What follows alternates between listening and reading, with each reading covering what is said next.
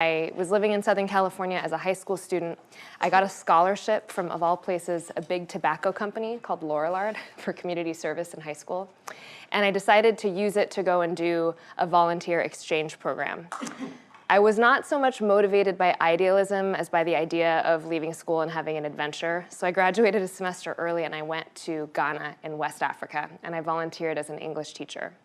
And I became really close to people who lived at this income level.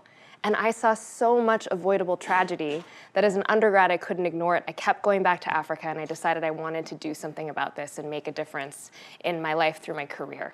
So that's how I ended up here. So these are the stats, right? We have 1 billion people living in this kind of poverty. And just to give you a more human picture of this, this is someone who used to live at this income level, Ken Kihara, with his little daughter, Rosaline. I met Ken about 4 years ago in Mathare, which is a really awful slum in Kenya, where about 500,000 people live. That's what Mathare looks like.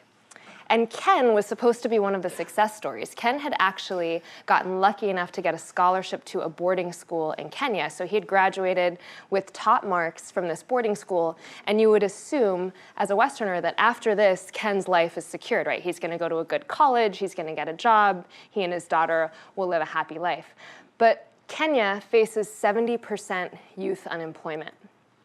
Many of the people living at $1 a day are actually working full-time. This is hard to imagine. We think maybe if you're not making much money, it's because you're sitting around and eating coconuts or something. But the reality is that 1 billion people work full-time and still earn less than $1 a day. Ken was one of those people.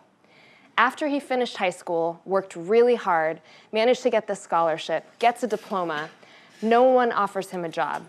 It's really tough if you come from a poor background in a poor country to get into the formal economy and get an office job.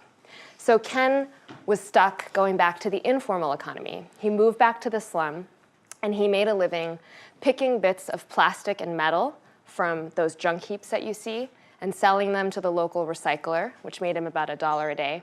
Later, he ended up boosting his income.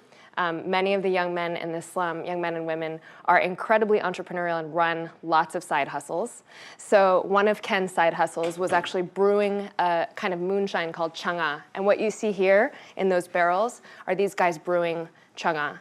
Now, initially, I thought this was kind of a fun story. Here's this guy selling bootleg liquor to make some good money, until I heard what changa does to people in the slum. They actually mix it with kerosene.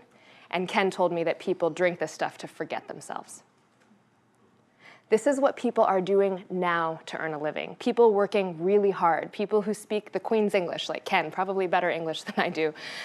This is a waste of human talent. This is a massive waste of human talent. I think that's actually the biggest problem in the world, is that we're wasting the most important natural resource on the planet, which isn't gold or diamonds or lithium. It's the talent at the bottom of the pyramid.